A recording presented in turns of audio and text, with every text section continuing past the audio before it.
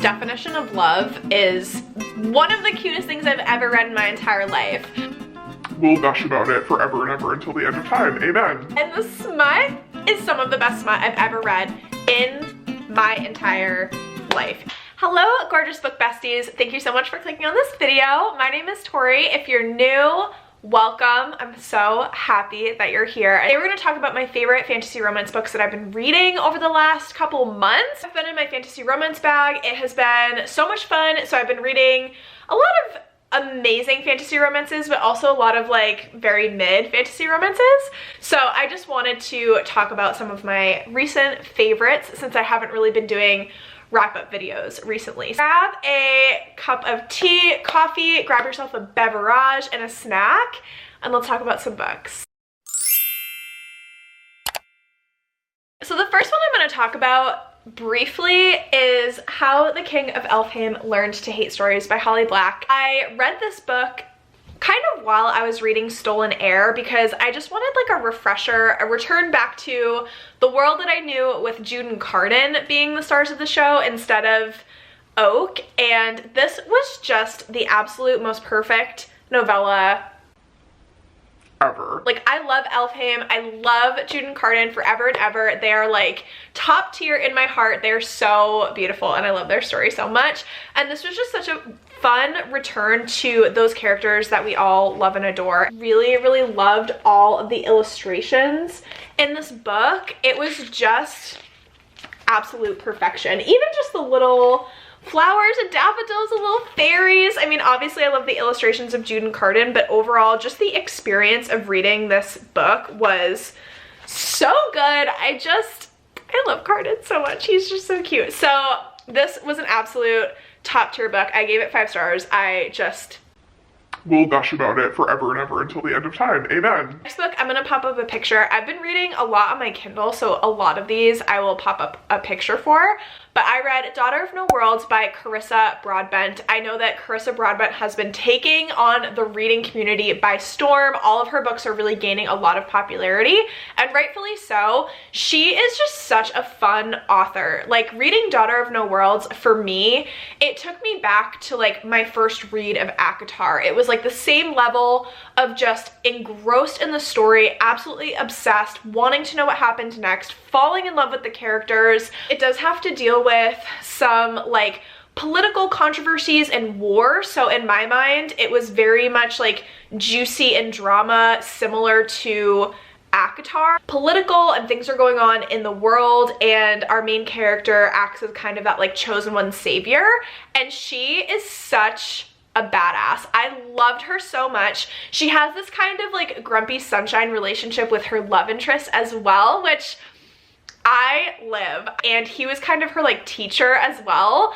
or like mentor, I guess you could say, and I love them together so much. There's sweet scenes when he starts to like open up to her and like let her in a little bit more. It just absolutely captured my heart. I was in tears. I loved it so much. I can't wait to continue on with the series, and I know that the other book that Carissa Broadbent has out right now, the Serpent book, whatever the name of that one is, I know that a lot of people have been absolutely raving about that one as well. I don't know why. In my brain, I was like, I just want to read Carissa Broadbent's book in publication order, and so I really want to continue on with her War of Lost Hearts series before I go on to the Serpent book. The next series that I absolutely fell in love with, and I need more of y'all to read these books so that we can gush about them together, because like more people just need to read this series. It is so much fun. It is called the Mercenaries and Magic series by Alessa Thorn. So I read Darkest Night, Sharpest Edge, and Toughest Deal. The 4th book in the series just came out, I think at the end of February, or like at some point in February, and I absolutely want to continue on with the series. This series is like a mix of Mr. and Mrs. Smith with Tomb Raider. It is just so juicy and it's so good, and the smut is chef's kiss. Also, the representation in this book, chef's kiss. It's so good. It's so, so good. I'm gonna stop saying that now, but it's literally so good. It ends up being like very much like a found family in the series, but the first book we follow our two main characters, female and male main character. They're both kind of like Tomb Raider-esque in that they are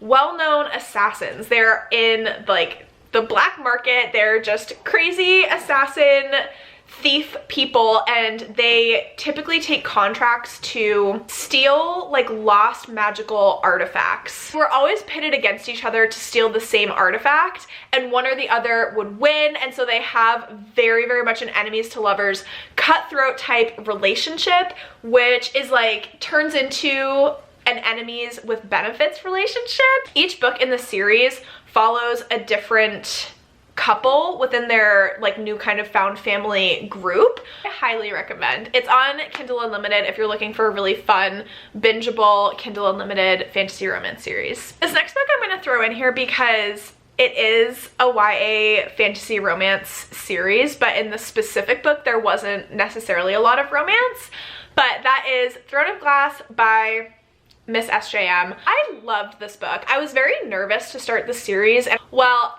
I'm a big fan. I really like it. I'm excited to continue on with the series. I own Crown of Midnight as well, so I'm hoping to read this one next. And then I have Assassin's Blade on audio that I cannot wait to get to. This book is a lot of, I think, setup for the other books. There are some potential romantic interests that we get introduced to, but I'm not super swayed one way or the other at this point in time. I know that people love, love, love Dorian, so I'm really excited to see what happens with that. But I also really want to know who in the heck and Bob is Sam. My friend Genesis is like, I am breaking, like my heart and soul is breaking because of Sam, because she's reading Assassin's Blade right now, and I'm like, okay, I need to know who Sam is. This was just a super fun time, and although it isn't super romance oriented in the fantasy romance genre, it counts, and I needed to say my piece on this because I really haven't said a lot about it, but I did read it. I gave it 4 stars. I really liked it, and I'm very excited to continue with the series. Next up is Court of Ravens and Ruin by Eliza Rain. So this was our group book pick for the Romantasyathon, and a lot of people did not like this book, which is totally fine. This is a fantasy romance series that doesn't have spice. So if you are a fantasy romance reader who likes light spice or just more of a focus on the relationship between the characters and not necessarily spicy scenes, I think that you would like this book. I found it to be really, really fun. It's very plot driven. It's super fast paced. It's a very short read. You can also find it on Kindle Unlimited. I was familiar with Eliza Rain's writing style because I read her Hades Trials series last year, I think like last summer, I believe. That's her writing style. She focuses on the characters, she focuses on their relationship, the drama surrounding the characters, and how the drama kind of like brings them together as a couple, but it is not spicy. So I enjoyed it. I ended up giving it 4 stars. It's probably more of like a 3.5, but I'm gonna stick with my 4-star. And we had a defiant human woman and a dark fae prince. He's like the prince of shadows, if you will, which if y'all know me and you know my fantasy romance taste, I love a dark prince of shadows type trope. They're 2 enemies that are bound to a marriage that could destroy the world. They get to know each other. He isn't what she expected him to be, so she's like learning more about him as a person, and they're falling for each other. Eliza Rain tied in some like Norse mythology elements to the book, and I thought it was pretty cool. It has elements of Hades and Persephone. It has elements of Beauty and the Beast vibes. It's a slow burn romance. The second book came out very recently.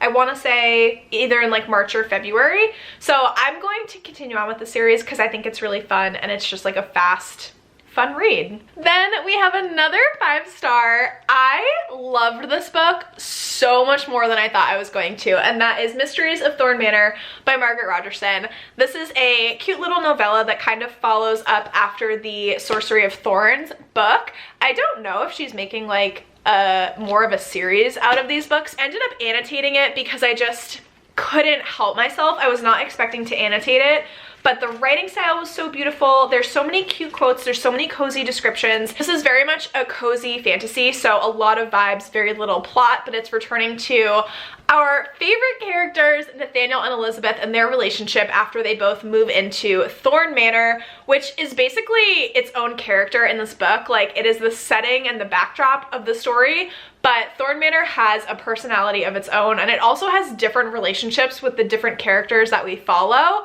So Nathaniel, Elizabeth, and Silas. It's just such a beautifully written book, and I love like purple prose. I love a very descriptive writing style, a very lush writing style, and it's Margaret Rogerson, so that's what she gives us.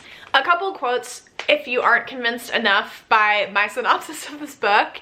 He appeared completely relaxed except for a deep groove between his eyebrows. It made him look serious but a little lost, as though his dreams had left him wandering in unfamiliar places. And then just one more, because this definition of love is one of the cutest things I've ever read in my entire life. Her heart ached. She knew that what she was feeling was love, being in love with him, but didn't understand why it felt this way. Like being on a ship with land a distant green sliver on the horizon, the wind tearing at her hair, unsure whether she was casting off from shore into unknown waters or whether she was finally returning home. She couldn't tell which because it seemed like both at once. It was a feeling almost like madness. Just read this book. It is so good. Okay, the next series I'm going to have a reading vlog for in my video that's upcoming on Sunday, and that is the Heart Hassle series by Raven Kennedy. I was very nervous to read anything by Raven Kennedy because I tried reading her Guild series and it just like wasn't for me. I was 50% of the way through the first book and I ended up DNFing it because I was like, nothing's even happened and I've read like 150 pages of this book. This series is pitched as a fantasy romance comedy. And so I was very intrigued at the comedy piece of it. So we follow our main character. Her name is Amel, and she is a Cupid. So she is this entity that is kind of who lives in the veil. She's like between a physical being and a spirit being. And she makes people fall in love and do flirty things and lusty things with each other. When she gets assigned to the Fae realm, before she was in the human realm, and she was sick of the humans and their idea of love, so she gets reassigned to the Fae realm. She is very upset with this prince who has a beautiful, lovely princess bride. She's so faithful to him. She's so in love with him. And yet this prince is off gallivanting, cheating on her all the time, and she is sick of his nonsense, so she decides to pierce him with like 35 love arrows because she's so upset with him and so mad at him after trying to make them a love match, and she's so upset with his behavior. Well, she like breaks the laws of love. She goes from being this like incorporeal being that lives in the veil to having a physical body, and she is now corporeal. She is so funny. It's very much like a stream of consciousness from our main character's perspective, and she's hysterical. It's also a reverse harem series, and the smut is some of the best smut I've ever read in my entire life. So I just finished reading Crimes of Cupidity, which is the third book in the Heart Hassle series. I gave it 3 stars. Again, it's another series that isn't like going to blow your mind with an incredible writing style, but it's just a really fun, plot-driven, fast-paced, smutty, spicy, good time. And then the last 3 books that I'm going to talk about, we need to talk about incredible writing styles. So the first one that I'll talk about is Flower Heart by Catherine Bakewell. This book just got released on the 14th of March, so it's a new release. Beautiful, beautiful cover. If you're a fan of like Margaret Rogerson style writing or like a Stephanie Garber style writing, you will love this book. It is so flowery and lush and descriptive, and we follow our main character. It is like planty cottagecore-esque to the T. So our main character has uncontrollable magic. She has a complicated family history, but basically she inherited this crazy magic from her mother. It inhibits her from doing pretty much anything in her life. She also can't become a full-fledged licensed witch because the council thinks that her powers are too erratic to be able to be like trusted. The council basically tells her they think that they should take away her magic because she can't control it and she's a danger to herself and others. And she has 24 hours to like make a decision about what she wants to even do, when her magic acts out and puts a curse on her dad. Her dad's life is at stake and she can't give away her magic because she's the only one to be able to heal her dad after she put the curse on him. So she starts working with her ex-best friend, this boy who she was best friends with growing up, and they kind of grew apart, kind of like left her behind, or at least that's how she felt. And so they have to work together to control her magic, figure out her magic, and save her dad. It is the most heartwarming, cute story ever, and I need it to become a Studio Ghibli movie because I would watch it a million bajillion times. Like, I was just envisioning the secret world of Arrietty in my brain while reading this book. And then the other two are like complete opposites from Flower Heart. So also beautiful, beautiful writing styles, but just very, very different. So I read A Multitude of Dreams by Mara Rutherford. This book comes out in September. It was another ARC that I received. I did do a reading vlog on it, I believe, which I will link somewhere on screen and down below in the description if you would like to watch it. Talk about a gothic, fantasy, scary vampire story. It is so incredible. Mara Rutherford might be one of my new favorite authors. I really want to read The Poison Season, which is already out by her, and I need to get like another taste of her writing to solidify her as one of my favorite authors, but I was so thoroughly impressed by reading A Multitude of Dreams. It's a Poe retelling of The Mask of Red Death, and I have no words. Nothing that I can say can describe this book to the extent that I want to. Like, it's just so good. If you like gothic writing, if you liked Anatomy of Love Story by Dana Schwartz and that type of like fantasy romance, but it's very dark and like death is kind of a theme throughout the entire book and it's very gothic and scary. I was actually like scared reading A Multitude of Dreams because some of the scenes were so intense and so creepy and scary, and they're vampires, but vampires in this book are seen as monster and it's not like romanticizing them in any way. Please read this book, and then please like DM me on Instagram and tell me all of your thoughts about it because I'm obsessed with it. And then the last book that I'm going to talk about is The Last Tale of the Flower Bride, and this is by Roshani Chotsky. Also a beautiful cover on this one as well. This is a sumptuous gothic-infused story about a marriage that is unraveled by dark secrets, a friendship cursed to end in tragedy, and the danger of believing in fairy tales. So this is a book that I am currently reading. I am 50% of the way through, but I had to mention it because it's feeling like a very strong 4-star and potentially a 5-star. The writing style is so beautiful. It is, again, very like descriptive, a lot of figurative language. The writing is so beautiful, but it feels very dark and ominous. And for a while I was going back and forth about whether or not I wanted to describe it as a fantasy book, but I checked on Goodreads and it is like a fantasy romance, but it's also described a mystery thriller gothic horror with magical realism. I would almost describe it more as magical realism than I would a true fantasy book, but it feels like a fever dream. Like, it almost feels like elements of Bunny from Mona Awad. It's just a very weird experience and you're trying to figure out what's going on. We have this very mysterious character, Indigo, and we get two different perspectives. We get a perspective from her husband called the Bridegroom. Also, this audiobook is narrated by Steve West and he is just my mans. I love him so much. He's my favorite audiobook narrator ever. His voice is so hot.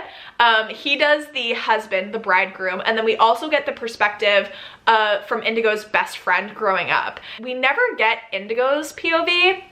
It's kind of like she is the central character of this book. She is the main character, but you're only getting two different perspectives about her for people who are very close to her, but she's so mysterious and creepy kind of, but like sensual and beautiful and all of these things. So it has been such a fun read so far, and I'm really excited to finish it. It's a very unique experience, and it definitely stands out from the pack in terms of like a fantasy romance read. And that is it, my friends. I don't know how many books we talked about, but hopefully that was a good handful and you got some good recommendations. As always, please give this video a big thumbs up if you enjoyed it. Subscribe to my channel if you want to see more. I post every Sunday and Thursday. We're bringing back our last call reading sprints, which we do on the last Saturday of every month to end the month strong and finish some books together. I have all my socials linked in the description box below, so follow me on Instagram. I'm super active on there. Friend me on Goodreads, and I'll see you in my next video, my friends. Bye!